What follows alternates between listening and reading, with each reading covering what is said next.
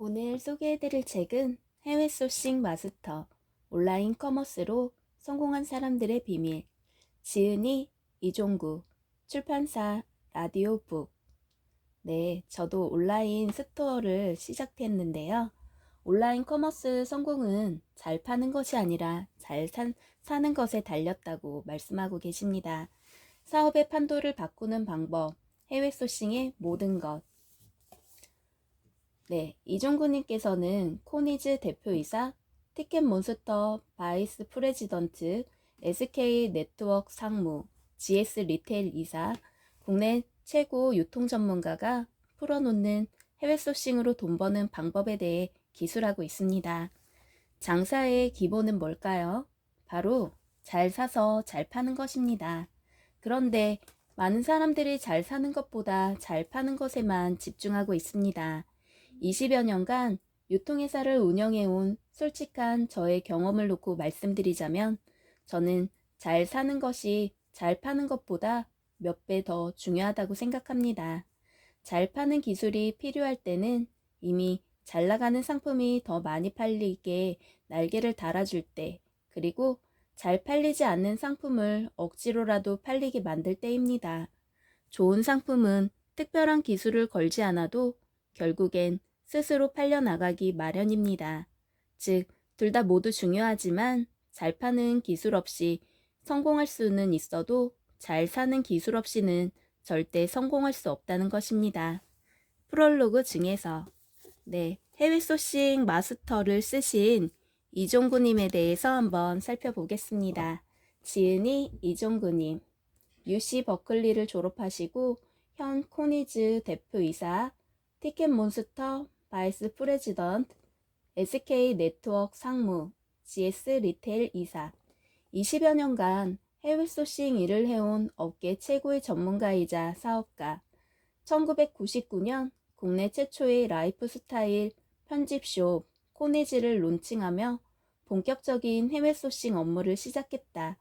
코니즈는 다양한 상품 구색과 세련된 매장 운영으로 선풍적인 인기를 얻으며 연매출 300억 원을 돌파하는 성공을 거뒀다. 이 대표는 2008년 코니즈를 매각하고 GS 리테일 이사로 스카웃돼 GS 리테일의 해외 소싱 업무를 이끌었다. 2010년 SK 네트워크스 자회사인 LCNC 대표를 이사를 거쳐 당시 SK 최연소 나이로 SK 네트워크스 상무로 재직했다. 이후 소셜 커머스 붐이 일던 2013년 티켓몬스터 바이스 프레지던트로 상품 본부장을 맡아 티켓몬스터 성공 신화를 만들었다. 2015년 자신이 창업한 코니즈를 재인수해 대표이사를 맡고 있다. 해외 소싱 마스터. 네, 여러분도 한번 이 책을 읽어보셔서 온라인 커머스로 성공하는 사람의 반열에 한번 올라봤으면 어떨까? 그렇게 생각해 보네요. 프롤로그. 해외 소싱으로 성공하는 온라인 커머스. 지금이 기회다. 단군 이래 요즘처럼 개인이 장사해서 돈을 벌기 쉬운 때는 없었다. 요즘 장사하는 사람들 사이에서 흔히 하는 말입니다. 다소 의아하게 들릴 수도 있지만 생각할수록 맞는 말입니다. 최근 주위를 돌아보면 돈 버는 회사는 별로 없는데 돈 버는 개인 사업자는 눈에 띄게 많아졌습니다. 성공한 회사도 사실 그 시작을 보면 처음부터 어느 정도 갖출 것 다 갖추고 시작한 경우보단 처음엔 아주 작게 시작했다가 장사가 잘 돼 직원을 충원하고 규모가 커진 경우가 대부분입니다. 이전과는 많이 달라진 주목해야 할 현상입니다. 소자본 개인 사업자로 시작하는 것과 처음부터 규모를 갖춘 법인으로 시작하는 것은 완전히 다른 이야기입니다. 사업 아이템은 물론 전략, 전술 모두가 다를 수밖에 없습니다. 사실 여건이 안 돼서 그렇지 사업을 시작하는 입장에선 할 수만 있다면 규모 있게 사업을 시작하고 싶겠지요. 판돈이 많아야 돈 벌 가능성이 크다고 이왕이면 많은 자본금과 이것저것 모양새를 다 갖추고 시작하는 게 성공하기 더 유리하다고 생각합니다. 개인 사업자에겐 아무리 사업 아이템이 좋아도 일정 규모 이상의 매출과 이익을 얻기 위해선 쉽게 넘기 힘든 소위 말하는 진입장벽이 존재합니다. 잘 알려진 브랜드, 좋은 상권에 위치한 매장, 큰 규모와 시스템을 갖춘 물류센터, 세분화된 조직과 전문 인력, 방대하고 디테일한 시장 분석 데이터, 위기관리 노하우, 효율적인 내부 소통을 위한 사내 결제, 인사 인트라넷, 오래 쌓여 있는 영업 인맥 등이 바로 이런 진입장벽입니다. 그래서 맨손으로 시작하는 개인 사업자에겐 큰 회사와 경쟁에 성공을 거둔다는 것이 마치 계란으로 바위치기처럼 무모하게 여겨질 수밖에 없지요. 규모 있는 법인은 자금력과 오랜 기간 축적된 노하우와 네트워크 등을 바탕으로 이런 진입장벽을 높게 쌓아 잠재 위험 요소가 되는 경쟁력 있는 개인 사업자를 방어합니다. 그런데 주목해야 할 점은 오늘날 바로 이런 큰 기업이 만든 진입장벽이 오히려 스스로의 발목을 잡는다는 것입니다. 바꿔 얘기하면 예전엔 개인 사업자가 이런 진입장벽에 가로막혀 쉽게 성공하지 못했지만 지금은 이런 거추장스러운 것들이 없어서 성공이 더 수월해졌다는 것입니다.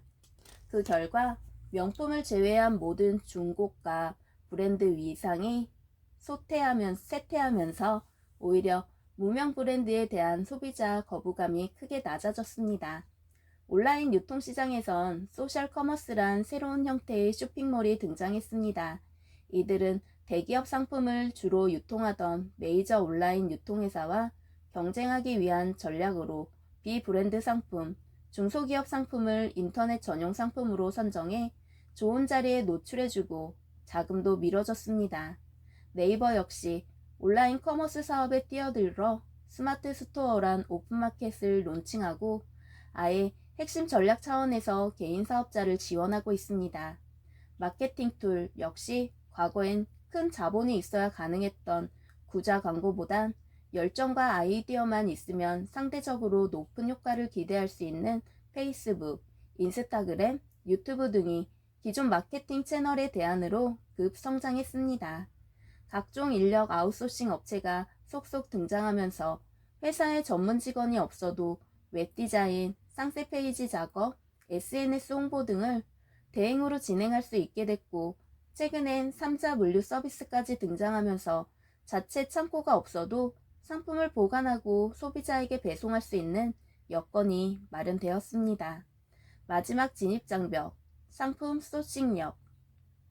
진입장벽이 하나씩 해체되며 개인 사업자에게 유리한 시장 환경으로 변화하는 과정에서 큰 기업이 마지막까지 믿고 있던 진입장벽은 상품력, 바로 소싱 노하우였습니다.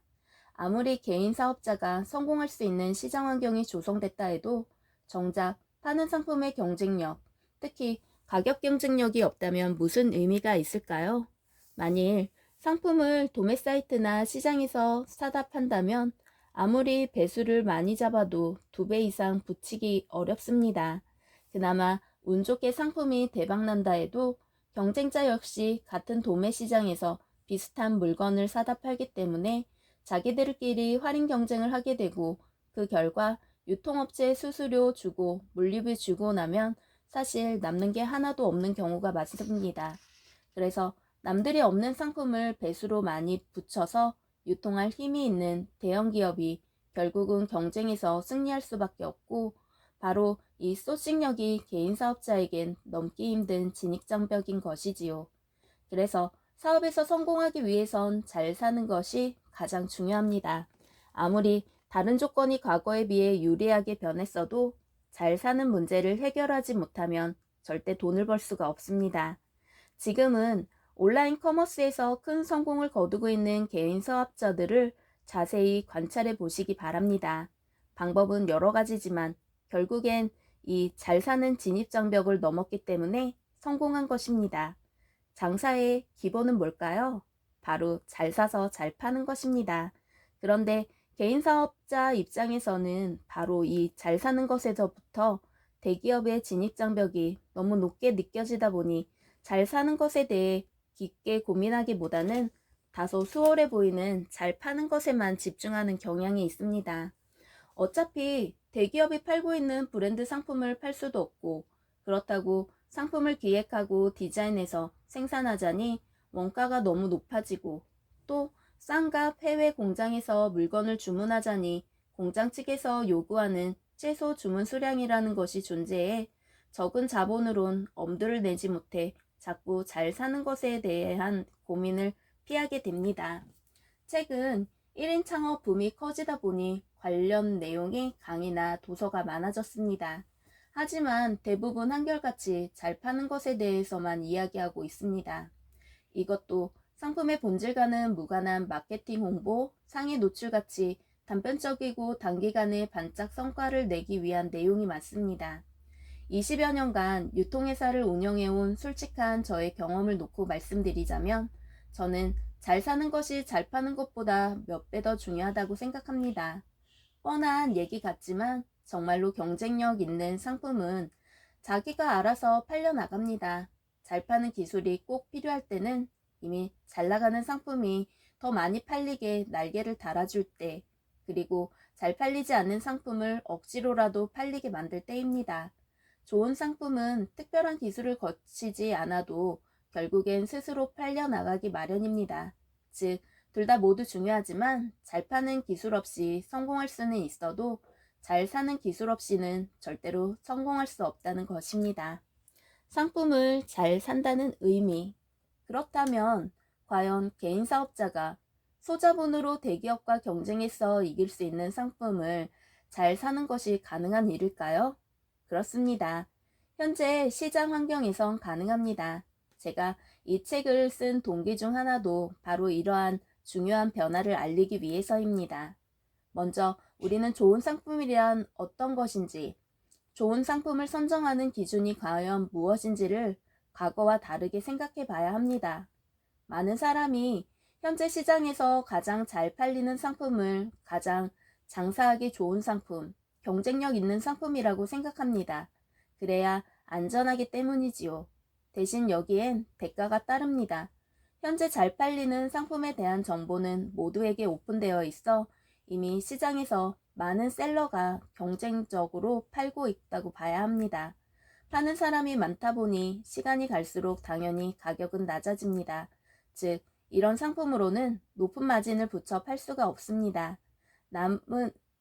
남는 돈은 적어도 판매량을 늘려서 한번 승부를 걸어보겠다는 무모한 접근 역시 힘만 들고 결국엔 지쳐서 포기하게 됩니다.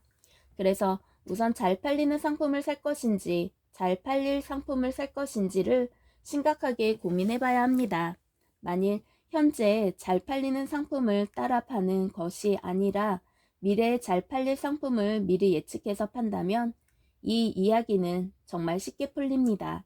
이 경우에는 현재 시장에 없는 나만 파는 물건이기 때문에 마진을 서너 배 붙일 수 있습니다. 가장 완벽한 시나리오입니다. 대신 문제는 내가 신도 아닌데 어떻게 미래에 잘 팔릴 물건을 예측할 수 있는가입니다. 큰 기업은 자본의 힘으로 미래에 잘 팔릴 상품을 예측해서 소싱하는 것이 가능합니다. 최대한 소량 다품종으로 상품을 소싱해와서 시장에 깔아놓고 뭐가 잘 팔리는지 관찰합니다. 시간이 어느 정도 지나 매출이 많이 나오는 상품을 파악하면 이후 해당 상품을 공장에 대량으로 재주문합니다. 그런데 상품 구매 단가라는 것은 기본적으로 많이 사면 싸지고 적게 사면 비싸집니다. 우리가 상품을 소싱해서 최소한의 이익을 보려면 일정 수량 이상 주문을 해서 배수를 어느 정도 붙일 수 있는 저렴한 가격으로 구매해야 합니다. 하지만 소량씩 상품을 주문하면 원가가 올라 남는 이익이 하나도 없게 됩니다. 시간과 자금의 여유가 있는 큰 기업은 구매 단가가 높아져도 시장 테스트를 위해 최대한 다양한 상품을 소량으로 구매합니다. 즉, 비싸게 사서 싸게 팔아 손해를 보더라도 미래에 잘 팔릴 만한 상품을 선별하기 위해서 이러한 방식을 과감하게 사용하는 것이지요. 자본금이 넉넉하지 못한 개인 사업자에게 이런 방법은 시간과 비용이 많이 들기 때문에 따라할 수 없는 또 하나의 진입 장벽이었습니다. 하지만 이 역시 최근 중국의 제조 공장 환경이 빠르게 변하면서 급격히 무너지고 있습니다. 전 세계적으로 개인 사업자가 크게 늘면서 공장 입장에선 큰 거래처와 거래하면서 적은 마진을 남기는 것보단 수량이 적더라도 높은 마진을 남길 수 있는 개인 사업자와 거래하는 것이 장기적으로 더 이익이 된다는 것을 깨닫기 시작했습니다. 그래서 최근엔 아무리 주문을 많이 한다 해도 웬만해서는 독점 계약을 주지 않습니다. 채소 주문 수량도 예전보다 점점 낮아지고 있으며 최근엔 아예 재고를 만들어 놓고 채소 주문 수량 없이 상품을 판매하는 공장도 많아지고 있습니다.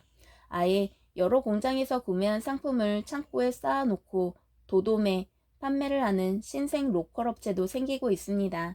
즉, 아무리 큰 기업이 수량을 많이 주문해도 독점 계약을 주는 공장이 줄고 있고 구조적, 전략적으로 상품을 적은 수량으로 판매하는 공장도 도매상이 과거에 비해 많아졌습니다. 그 결과 자본이 많지 않은 개인 사업자도 큰 기업처럼 상품을 조금씩 사와 시장 반응을 테스트하며 잘 팔릴 상품을 예측할 수 있게 되었습니다. 큰 기업이 바뀐 시장 환경에 적응하기 전 지금이 바로 기회다. 과거에 사업을 잘한다는 것은 앞서 설명한 여러 가지 진입장벽을 튼튼하게 쌓고 유지하는 것, 즉 시스템을 잘 만들고 유지하는 일상적인 노력을 열심히 한다는 뜻이었습니다. 하지만 지금은 좋은 브랜드를 만들고 좋은 장소에 매장을 내고 물류센터를 잘 운영하고 온라인에 진출하고 전용 앱을 만들고 SNS 마케팅을 열심히 하는 이런 일상적인 노력이 더 이상 성공을 보장하지 않습니다. 오늘날의 온라인 커머스 환경에선 승자의 원칙이 달라졌습니다. 게임의 룰이 바뀐 것이지요.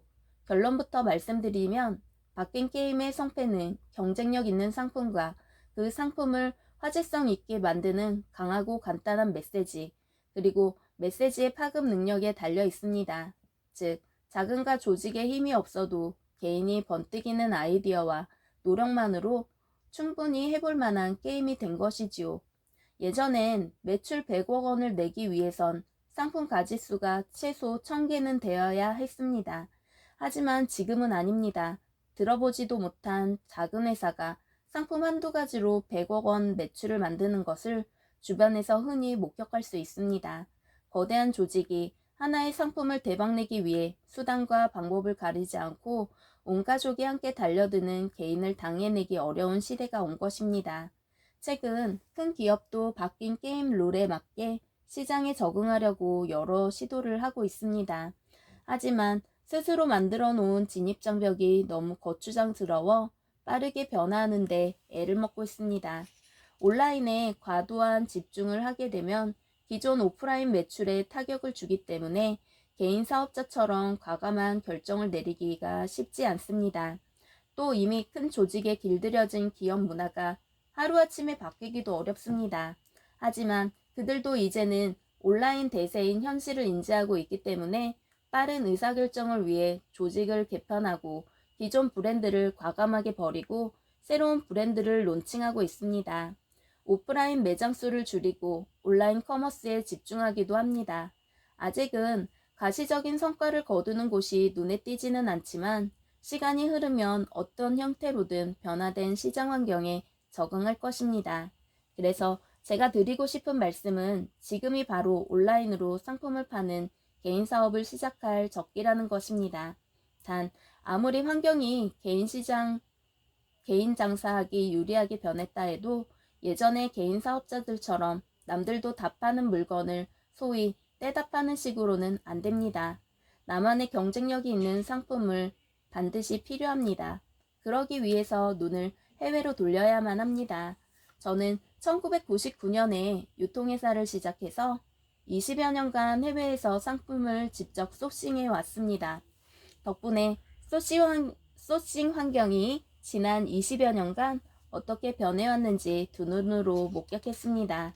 좋은 소싱처가 어디에 숨어 있고 또 그런 업체를 어디서 어떻게 찾는지, 그들은 어떻게 설득해야 더 좋은 조건으로 상품을 구매할 수 있는지, 소싱에 있어 가장 큰 위험 요소는 무엇인지, 또 최근 이런 고급 정보가 얼마나 많이 일반인에게 오픈되었는지 역시 직접 몸으로 겪었습니다.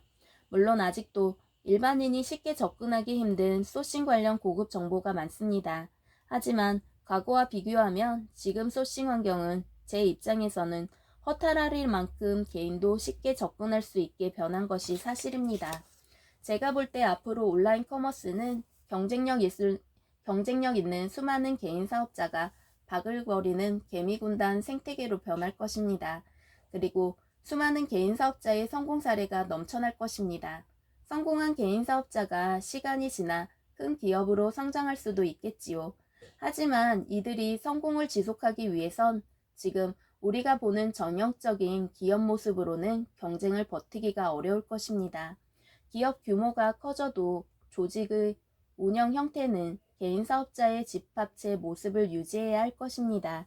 사실 그건 그때 가서 걱정해도 늦지 않는 행복한 고민입니다. 지금은 일단 개인 사업자로서 바뀐 게임의 룰 안에서 승자로 발돋움하는 얘기를 해보기로 합시다. 이 책은 크게 세 파트로 나누어져 있습니다. 첫 번째 파트에서는 최근 몇 년간 급속도로 변한 국내 시장 환경에 대해 자세한 설명과 이런 변화된 환경에서 개인이나 소규모 기업이 어떤 전략을 짜야 성공할 수 있는지에 대해 담았습니다. 두 번째 파트에서는 앞에서 설명한 전략 중 가장 핵심인 해외 소싱에 대해서도 심도 있게 다룹니다. 세 번째 파트에서는 실제 꼭 알아야 할 무역 박람회와 현지 도매 시장을 소개하고 어떤 제품을 어떻게 소싱해야 하는지 그 비밀을 밝힙니다. 단, 어떤 상품은 어디 가서 사면 좋다는 식의 단편적인 정보를 나열하기보단 해외 소싱의 근본적인 목적과 각자의 상황에 맞는 소싱처의 종류, 여러 소싱처의 장단점, 그리고 해외 소싱을 잘하기 위해 반드시 알아야 할 여러 정보 등을 해외 소싱의 전체적인 원리, 즉 이 바닥이 어떻게 돌아가는지를 전반적으로 이해할 수 있는 내용을 담았습니다. 사실 주어진 업무만 성실히 하면 되는 신입 MD라면 이렇게까지 포괄적인 큰 그림에 대한 이해가 없어도 됩니다. 하지만 만일 해외 소싱으로 사업을 운영해야 하는 회사의 오너나 중견 MD라면 단순히 어디서 어떤 물건을 싸게 살 수 있다는 정보 이상의 해외 소싱의 원리를 반드시 알아야 합니다. 그래야만 같은 물건이라도 어떤 나라에서 어떤 종류의 소싱처를 통해 어떤 방식으로 소싱해야 할지 판단할 수 있습니다. 또 서로 다른 종류의 소싱처마다 장단점은 무엇인지, 그들이 처한 상황이나 입장이 어떤지를 이해해야 보다 합리적이고 전략적인 협상을 할 수 있습니다. 정보가 많을수록, 즉 대안이 많을수록 협상에 힘이 생기고 빠른 의사결정을 할 수가 있습니다. 배경 지식이 충분하지 않은 상태에서 자칫 불리한 조건으로 계약을 하기도 쉽고 또 운 좋게 엄청난 소싱 기회를 만나도 가치를 몰라 날릴 수도 있습니다. 한국은 중소기업이나 개인이 해외 소싱을 시작한 지 얼마 되지 않아 이 분야가 전문가가 많지는 않습니다. 특히 원료나 부품 등이 아닌 일반 소비재는 해외 소싱이 본격적으로 시작된 시점이 불과 20년 전입니다. 바로 제가 해외 소싱 사업을 처음 시작한 시점이기도 합니다. 그러다 보니 일반인은 무역회사에 취직하지 않는 이상 해외 소싱에 대해 제대로 된 정보나 지식을 얻기 힘든 것이 현실입니다. 최근 유튜브 등에서 구할 수 있는 해외 소싱 관련 정보는 특정 상품의 소싱처에 대한 제한된 내용이 대부분입니다. 그런데 문제는 그런 정보를 포스팅하는 사람이 대부분이 영세한 개인 업체다 보니 소싱처의 종류가 알리바바나 타오바오 또는 중국의 도매시장처럼 한정적인 정보에 국한될 수밖에 없다는 데 있습니다. 이런 소싱처는 상품을 소량으로 구매할 수 있다는 장점이 있지만 가격이 워낙 비싸고 상품의 종류가 적습니다. 무엇보다 정보가 일반인 모두에게 오픈되어 있어 누구나 마음만 먹으면 잘 팔리는 상품을 따라 살 수 있습니다. 그래서 소싱처의 역할을 오래 할 수 없다는 단점이 있습니다. 물론 이와 같은 소싱처도 사업 초기에는 그 역할을 할 수 있습니다. 하지만 조금만 사업을 깊게 하다 보면 실제 소싱해야 하는 곳은 결국 원천 공장으로 귀결되기 마련이고 그 공장도 여러 형태가 존재한다는 것을 알게 됩니다. 그래서 어떨 때는 이런 공장에서 주문해야 하고 다른 때는 저런 공장에서 주문해야 하는지를 제대로 알아야 합니다. 이런 다양한 소싱처, 생태계를 이해해야 하지만 내가 처한 상황에 맞는 소싱 전략과 올바른 의사를 결정할 수 있습니다. 이런 점에서 저는 이 책이 유통사업을 시작하는 분들은 물론 기업의 소싱 업무를 담당하는 직원 모두에게 물고기를 잡는 원리를 알려주는 해외 소싱의 교과서 역할을 할 수 있기를 기대합니다. 특히 온라인 커머스 사업을 처음 시작하거나 현재 운영하는 분을 위해서 현재 온라인 시장 환경의 변화는 어떤 방향으로 진행되고 있는지, 이 흐름에서 해외 소싱이 어떤 역할을 할 수 있는지에 대한 인사이트를 전달하고자 많은 노력을 했습니다. 부디 이 책이 여러분의 성공적인 온라인 사업 전략 수립과 경쟁력 있는 해외 소싱력을 갖추는데 큰 도움이 되기를 기원합니다. 저자 이종구. 네, 목차 한번 살펴보겠습니다. 챕터 1. 온라인 시장 환경의 변화와 게임의 룰이 바뀌었다. 1. 소비 심리의 변화. 이름 없는 브랜드가 더 성공하기 쉽다. 한번 쓰고 버리는 버추얼 브랜드의 등장. 오프라인 대 온라인. 승패는 이미 결정됐다. 두 번째, 개인에게 유리해진 온라인 영업 환경의 변화. 창고비 부담을 낮추는 개인 사업자, 대상 3물류, 3PL의 등장. 고정인건비 줄여주는 개인 아웃소싱, 중개업체의 등장.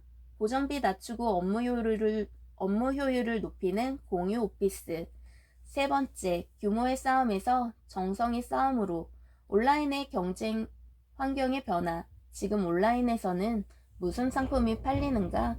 소비자의 삶을 해킹해라. 라이프 해킹 상품. 기회의 문이 열렸다. 해외 소싱 환경의 변화. 해외 소싱. 개인이 하기 쉬워졌다. 다양해진 무역 박람회. 지역 도시 단위 박람회의 등장. 싸고 좋은 물건을 고르기가 쉬워졌다. 채소 주문 수량이 낮아졌다. 현재 내수 도매 시장의 상향 평준화. 배수를 붙여 팔아도 팔리는 중국의 초저가 소매숍의 등장. 소싱처 정보의 오픈. 알리바바의 등장과 그 문제점. 누구에게나 열린 병행 수입의 기회와 위험. 챕터 2. 해외 소싱에 앞서 꼭 알아야 할 필수 상식. 1. 왜 꼭 해외 소싱을 해야 하는가? 2. 성공적인 해외 소싱이란 팔리는 상품 구성의 기본, 구색 상품과 매출 상품. 매출 상품을 성공적으로 기획하는 방법. 세 번째, 해외 소싱 성공을 기르는 다양한 소싱처의 종류와 장단점. 소싱처별 특징과 상품 가격, 어떤 종류의 소싱처인지 알아보는 방법. 내 상황에 맞는 MOQ와 적정한 구매 가격. 챕터 3. 실전 해외 소싱. 해외 브랜드 소싱 성공법 트레이닝업. 성공 확률 높이는 해외 상품 실전 소싱법. 세 번째, 성공을 결정하는 소싱의 디테일과 노하우. 네 번째, 중소 온라인 셀러에 적합한 핵심 해외 소싱처. 네, 그리고 마지막으로는 에필로그. 지금 당장 가볍게 시작하는 해외 소싱 창업하라. 네, 참 지은이님께서 이종구님께서 신경을 많이 쓰셔가지고 이렇게 좋은 컨텐츠로다가 책을 내셨네요. 여러분도 한번 이 책을 사셔서 꼭 읽어보시면 좋을 것 같습니다. 오늘의 책 소개는 여기 소비심리 변화와 이름 없는 브랜드가 더 성공하기 쉽다는 내용 간단하게 읽어드리고 소개 마치도록 하겠습니다. 신규 사업을 준비하는 분이 가장 먼저 고민하는 게 바로 브랜드입니다. 아무리 좋은 상품을 소싱해도 소비자가 전혀 알지 못하는 신규 브랜드로 론칭하는 점은 부담스럽습니다. 그래서 대중에게 잘 알려진 브랜드를 로열티를 주고 빌려 쓰기도 합니다. 그런데 최근 몇 년간 소비심리 측면에서 브랜드가 차지하는 역할이 급격하게 변했습니다. 결론부터 말하면 명품이 아닌 이상 브랜드는 매출이 있어 더 이상 프리미엄 역할을 하지 못하고 있습니다. 때로는 브랜드가 판매에 오히려 안 좋은 영향을 미치기도 합니다. 지난 수십 년간 브랜드가 매출에 미친 큰 영향력 때문일까요? 아직도 이 명백한 사실을 인정하기 어려워하는 사람이 많습니다. 브랜드의 몰락, 브랜드의 위상의 절하 등으로 부르는 이런 현상은 오프라인보단 온라인에서 지방보다 도시 중심에서 중장년층보다 젊은 층에서 더 두드러지게 나타납니다. 이런 현상은 결과적으로 누구에게 이익일까요? 바로 젊은 고객을 대상으로 제대로 된 브랜드 없이 온라인 유통업을 하는 중소업체와 개인 사업자입니다. 지금 우리가 입고 있는 옷만 봐도 예전과는 뭔가 많이 달라진 것을 알 수 있습니다. 지금 여러분이 입고 있는 옷에 브랜드 로고가 크게 박혀 있는 아이템이 몇 개나 되나요? 과연 과거에도 그랬을까요? 불과 10년 전까지만 해도 모든 아이템에는 브랜드 로고가 눈에 띄게 박혀 있었습니다. 겉옷은 물론이고 양말, 속옷까지 브랜드 로고가 있었지요. 로고가 없는 아이템은 시장에서 산 싸구려라는 의미였고, 로고 없는 옷을 입는 사람은 상대적으로 나이가 들거나 가난한 사람으로 보였습니다. 반대로 입고 있는 옷에 유명 브랜드 로고가 많이 붙으면 붙을수록 더 잘 사는 사람, 더 패셔너블한 사람처럼 보였습니다. 그래서 예전에 소개팅을 나가면 옷차림엔 최대한 유명 브랜드가 붙은 아이템이 많았습니다.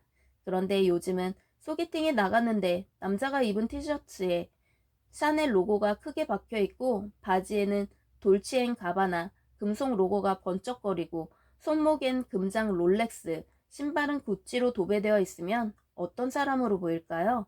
과연 남자가 매력적으로 보일까요? 반대도 마찬가지입니다. 소개팅에 나온 여자가 온몸을 온통 명품으로 휘감고 있으면 남자에게서 과연 좋은 이미지로 비칠까요? 분명 불필요한 의구심을 가지게 될 것입니다. 10년 전에도 이랬을까요? 아닙니다. 중요한 자리라면 당시 대부분이 당연히 그런 모습으로 앉아 있었을 겁니다. 그 시대에는 옷가지뿐만 아니라 우리 생활을 둘러싼 모든 상품이 최소한 어느 정도 알려진 브랜드 상품으로 갖춰져야 내가 어느 정도 사는 사람이구나, 누가 보더라도 흉잡을 정도로 보이진 않겠구나 라는 일종의 안도감을 느낄 수 있었습니다. 이왕이면 명품을 사기 힘들 경우에는 그래도 어느 정도 알려진 브랜드 상품을 구매했습니다. 그래서 이 상품이 소위 메이커냐 아니냐가 구매의 중요한 의사결정 조건 중 하나였습니다. 최근 한 달 동안 여러분이 구매한 물건을 한번 기억해 보시길 바랍니다. 그 중에 로고가 눈에 띄게 박혀 있는 브랜드 제품이 몇 개나 될까요? 반대로 이전에 알지 못했던 무명 브랜드 상품의 비중이 얼마나 될까요? 제가 GS 리테일에서 근무했던 10년 전부터 이런 현상이 눈에 띄게 늘어나기 시작했습니다. GS25 편의점에서 매주 상품군별로 매출 순위가 보고되는데 어느 순간 무명 브랜드 상품이 매출이 점점 늘어나기 시작했습니다. 그리고 아주 독보적인 상품 몇 가지를 빼고는 상위 매출 리스트에 무명 브랜드 상품이 계속 새롭게 바뀌는 현상이 시작됐습니다. 소비자가 처음 보는 무명 브랜드 상품을 구매하는 것을 꺼리지 않기 시작한 것입니다. 또 한 가지 흥미로운 점은 대기업에서 출시하는 기성 브랜드 역시 패키지에 남양, 빙그레 같이 기존의 소비자에게 잘 알려진 브랜드 네임을 작게 쓰고 대신 한입 뚝딱, 딸기가 우유 속의 풍덩처럼 브랜드인지 카피인지 분간하기 어려운 처음 보는 이름으로 상품을 출시하는 트렌드가 생기기 시작했습니다. 소비자의 상품 선택 기준이 기존에 알던 브랜드보다 자극적으로 눈에 띄는 카피나 디자인이 더 중요해졌기 때문입니다. 도대체 무슨 변화가 있었던 걸까요? 기존에 알고 있던 브랜드의 위상, 브랜드의 법칙이 왜 예전과 달라진 것일까요? 이 변화를 이해하려면 우리는 소비자 시장의 모양이 예전과 달라진 모래시계처럼 바뀌었다는 것을 알아야 합니다. 삼각형, 즉 피라미드 모양이었습니다. 즉 위쪽은 고가시장, 소비는 적고 아래쪽 저가시장으로 갈수록 소비량이 많아지는 구조였습니다.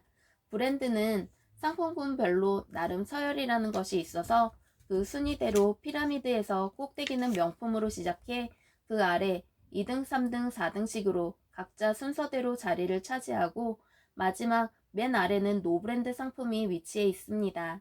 당시에는 고급 백화점은 명품을 포함한 상위 순위 20등까지 판매하고 지방백화점이나 마트는 브랜드 순위 10등부터 50등까지 상품을 팔고 시장이나 길거리에서는 그 아래에 잘 알려지지 않은 브랜드 상품이나 아예 브랜드가 없는 상품을 팔았습니다. 예전에 이 소비 피라미드 모양이 소비자의 사회적, 경제적 수준을 표현하는 구매력, SES 모양과 일치했습니다. 사회적, 경제적 능력이 높은 인구는 상대적으로 적고 사회적, 경제적 능력이 떨어지는 인구는 아래로 갈수록 점점 많아지는 모양이지요. 즉 각자가 자기가 처한 사회적, 경제적 수준에 맞게 소비해 왔다는 뜻입니다. 사회적, 경제적 순위 상위 1등인 소비자는 1등 브랜드를 사고 10등 소비자는 10등 브랜드를 사고 아주 하층에 위치한 소비자는 무명 브랜드 상품을 샀다는 말이지요. 그런데 지금은 어떨까요? 상위 1등에 위치한 루이비통 가방을 사는 소비자가 과연 사회적, 경제적으로 1등에 위치한 소비자뿐일까요? 1분 만에 10만원씩 하는 상위 1%의 스시집에 최근 강남에 많이 생겼습니다. 이곳에서 식사를 하는 소비자가 과연 SES 순위 1%에 속하는 사람들 뿐일까요? 겉으로만 봐선 판단이 어렵지만 아마도 그렇지 않은 사람도 꽤 많을 겁니다. 최근 이런 성향 소비 현상이 과거에 비해 눈에 띄게 늘어났습니다. 명품 브랜드는 물론 비행기 비즈니스 클래스 티켓, 특급 호텔 숙박, 수입 자동차 등 곳곳에서 흔하게 볼 수 있습니다. 그렇다고 최근 경제 환경이 좋아져서 상위 계층이 늘어났을까요? 아닙니다. SES 모양은 과거와 비교해 변한 것이 없습니다. 여전히 위는 좁고 아래는 넓은 피라미드 모양이지요. 많은 사람이 본인의 경제적 여건과는 무관하게 상향 소비를 하고 있는 것입니다. 이 같은 소비 변화의 원인은 여러 가지가 있겠지만 가장 중요한 변화는 예전보다 개인이 자신이 생활을 보여줄 사람이 늘어났기 때문입니다. 바꿔 말하면 내가 뭘 먹고 뭘 입고 어떻게 사는지 보고 있는 사람이 늘어났다는 말도 되고 나도 예전보다 다른 사람이 어떻게 살고 있는지 더 자세히 들여다볼 수 있게 되었다는 것입니다. 바로 SNS 때문입니다. 젊은 층일수록 이러한 현상이 더 극대화됩니다. 인스타그램과 페이스북, 카카오 스토리 등 생활의 일부가 된 상황에서 상위 소비에 대한 정보를 이전보다 많이 접하고 본인도 모르게 익숙해집니다. 비싼 식당에서 식사를 하고 수입차를 몰고 특급 호텔에서 숙박을 하는 모습을 아주 흔하게 접하면서 나도 그런 소비를 하지 않으면 받게 되는 상대적인 박탈감이 과거에 비해 훨씬 커졌습니다. 이런 시장 환경에서 가장 큰 피해를 보는 것은 브랜드 등수 10등 안에 들지 못하는 소위 중하위권 브랜드 상품입니다. 과거에 비해 개인이 소비가 남에게 보이는 빈도가 늘어난 상황에서 경제적 순위가 40등인 개인이 굳이 40등짜리 브랜드 상품을 사서 남들에게 내가 40등짜리라는 정보를 알리고 싶지 않기 때문입니다. 핸드백의 경우 지금 시점에 굳이 땡처리 행사를 365일 하는 땡땡 브랜드 로고가 크게 박힌 가방을 들고 다니고 싶은 소비자가 얼마나 될까요? 그렇다고 모두가 샤넬이나 루이비통 백을 살 수는 없는 상황에서 소비자가 선택한 브랜드는 무엇일까요? 그렇습니다. 오히려 아무 로고도 없는 핸드백이 더 마음이 편합니다. 굳이 내가 40등인 걸 동네방네 알릴 바엔 등수에 대한 정보가 아예 없는 핸드백을 들고 다니는 게 지금의 소비 패턴입니다. 이런 상황에서 소비자에게 희소식이 들려왔습니다. 바로 대형 저가 브랜드가 시장에 대거 등장한 것입니다. 예전엔 저가 브랜드라고 하면 시장에서 파는 싸구려 상품이었는데 이제는 유니클로, H&M, 샤오미, 유통회사 PP 상품 등 괜찮은 품질의 초저가 상품이 시장에 마구마구 등장했습니다. 이런 브랜드의 특징은 타깃 소비자가 상하, 계층 모두 망라한다는 점입니다. 부자도 가난한 사람도 상관없이 상품을 구매합니다. 즉, 브랜드의 등수를 초월한 등수가 아예 없는 브랜드라는 점입니다. 나의 등수가 남에게 보이는 것이 부끄러웠던 오늘날의 소비자에겐 더할 나위 없는 선택이겠죠. 그래서 이제는 어정쩡한 순위 있는 브랜드가 설 자리를 잃게 된 것입니다. 예전에 백화점 2, 3층에 주로 위치했던 국내 여성복 브랜드의 초라한 모습과 현재 무신사처럼 온라인 사이트에서 대박을 치고 있는 브랜드를 한번 보면 이와 같은 시대의 변화를 바로 체감할 수 있습니다. 이런 오픈된 환경에서 무명 브랜드가 시장에 마구 쏟아지고 있고 또 그중 일부는 입소문을 타고 대박을 터뜨리면서 소비자는 일종의 혼돈에 빠지게 됩니다. 일부 명품 브랜드를 제외하고는 소위 브랜드 서열이 무너진 것이지요. 뭐가 좋은 상품이고 뭐가 나쁜 상품인지 이제는 브랜드만 보고서는 알 수 없는 상황에 놓인 것입니다. 그래서 예전보다 댓글 수, 추천 수, 상품 후기가 구매 의사 결정에 차지하는 비중이 높아졌습니다. 이런 상황에서 어정쩡한 이미지가 고착된 오래된 기성 브랜드는 오히려 피해를 입을 수도 있습니다. 소비자에게 과거에 중하위로 인식되던 브랜드는 아무리 쌈박한 상위 1%의 상품을 출시해봤자 굳어진 기존 브랜드 이미지 때문에 제대로 상품을 어필하기가 어려워졌습니다. 이런 경우엔 아예 소비자가 알지 못하는 새로운 브랜드로 상품을 론칭하는 게 훨씬 판매에 유리하겠지만 회사 입장에선 인지도 있는 기존 브랜드를 버린다는 것이 쉬운 의사결정이 아닙니다. 최근에 소셜 커머스 사이트에서 카테고리별 상위 매출을 기록하고 있는 상품의 브랜드를 한번 체크해보면 이런 상황을 금방 눈치챌 수 있습니다. 거의 모든 카테고리에서 상위 자리에 예전엔 알지 못했던 브랜드로 채워져 있습니다. 이제 브랜드는 개인 사업자 입장에서는 진입장벽이 아닙니다. 오히려 새로운 브랜드를 론칭하는 개인 사업자에게 상황이 유리해졌습니다. 한번 쓰고 버리는 뷰추얼 브랜드의 등장. 그렇다면 우리는 이런 환경에서 브랜드를 어떤 식으로 만들고 운영해야 할까요? 브랜드를 공부할 때 가장 중요하게 강조하는 것이 바로 브랜드 빌드업, 브랜드 충성심입니다. 브랜딩의 최종 목적은 소비자에게 브랜드 충성심을 얻어내는 것입니다. 그래야 향후 경쟁 브랜드가 등장해도 소비자가 이탈하지 않고 계속 우리 브랜드 상품을 구매한다는 것인데 지금의 시장 환경에서는 상당히 회의적인 접근입니다. 지금 소비자는 상위 5%의 명품을 제외하고는 브랜드의 충성도라는 개념이 상당히 희박해졌습니다. 매일 새롭게 론칭하는 신박한 신규 브랜드에 대한 만족감을 통해 쌓인 학습 효과 덕분에 지금의 소비자는 이미 알고 있는 브랜드보다는 오히려 기존에 알지 못했던 새로운 브랜드에 더 큰 기대를 하고 있습니다.